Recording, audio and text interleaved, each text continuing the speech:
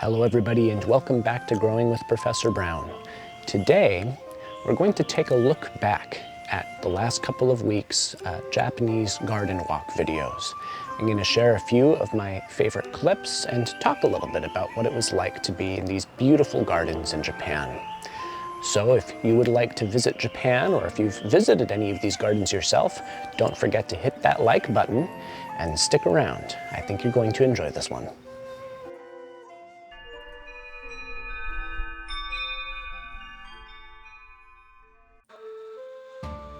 Koishikawa Korakuen is one of Tokyo's oldest daimyo gardens.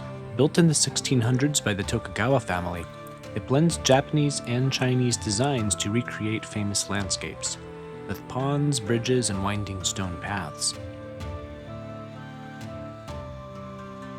The garden is right next to Tokyo Dome, so if you're in the area, I can't recommend it enough.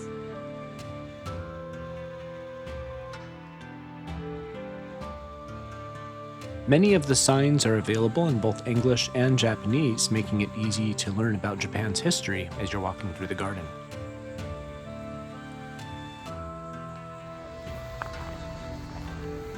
Be sure to stop by the tea shop inside the garden. Sitting down for a cup of matcha while looking out over the garden is really an amazing experience. And despite the location, it's actually quite affordable.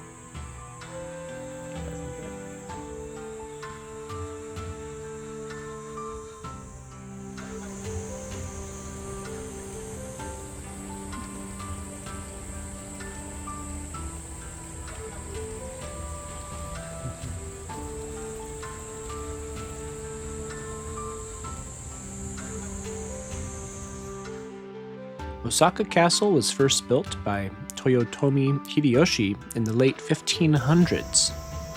Surrounded by moats, massive stone walls, and now wide parklands. It's a great example of how green spaces can soften even the most fortified environments. Due to a passing rainstorm, I was only able to record the grounds near the entrance and the outer wall. But even that glimpse showed how beautiful this place is.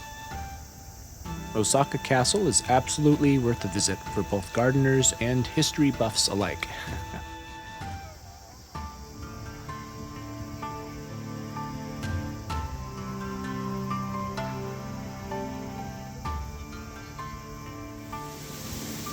Nunobiki Falls has been celebrated for centuries as one of Japan's 3 divine waterfalls.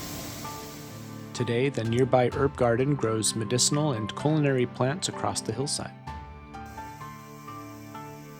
This garden was first recommended to me by one of my students before my trip to Japan in 2023, and I enjoyed it so much that I made sure to visit again this year.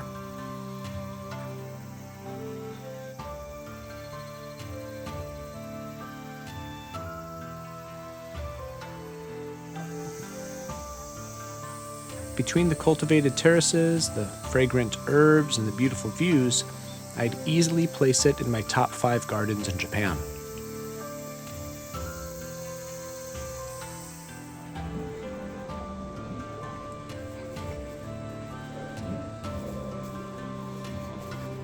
If you go, give yourself time for a long, leisurely walk, and maybe stop at one of the wonderful restaurants on the grounds.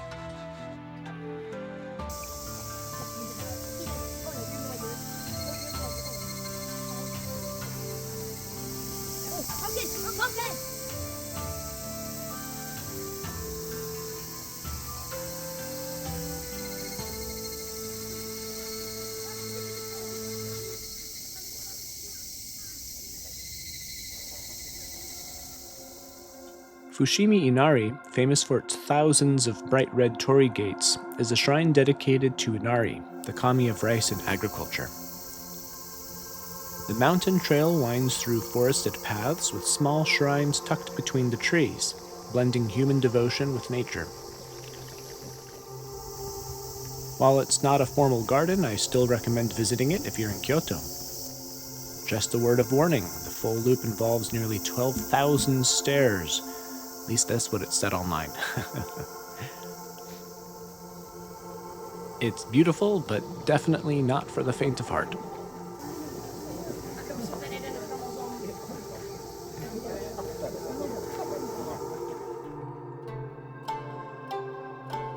Saihō-ji, or Kokedera, the Moss Temple, is easily my #1 favorite garden in Japan. I tried to visit during my first trip in 2023, but didn't book early enough. This time I planned ahead, and it was absolutely worth it.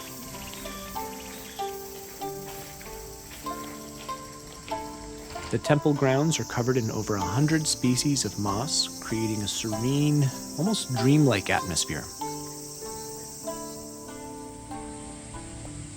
Visitors begin with quiet sutra copying before walking the garden, which encourages mindfulness and presence.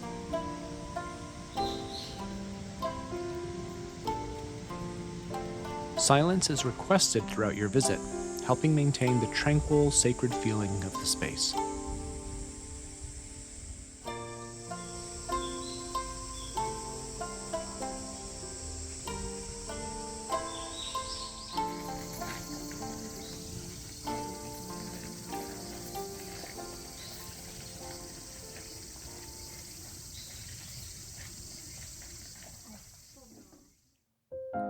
Even small hotel gardens can carry the essence of Japanese design: balance, simplicity, and seasonal beauty.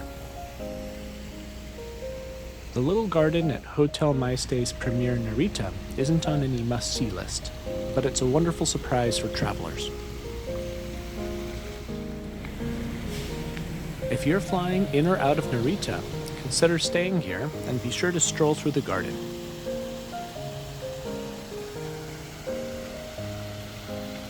If you have more time, visit nearby Narita-san Shinshoji Temple. Its temple grounds and gardens are absolutely gorgeous, and far less crowded than most of the tourist spots.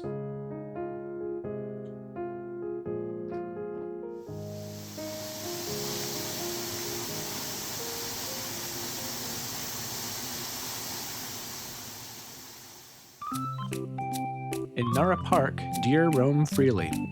Once considered sacred messengers of the gods, they've become part of the city's living landscape.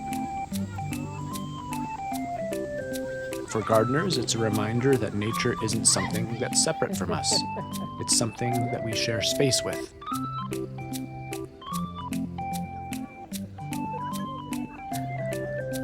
If you visit, I recommend feeding the deer further away from the train station. The ones near the cracker vendors at the station can be a little more aggressive. Hang on a second. Hang on a second. Hey. Hey. Hang on, hang on, hang on. Hang on. Hey, hang on. And while you're there, don't miss Nakatanidou, the world-famous mochi shop.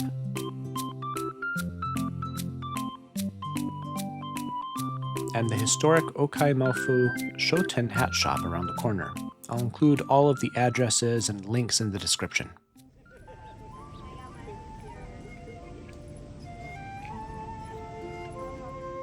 Alrighty, everybody, that's it for today. I hope that you enjoyed the series.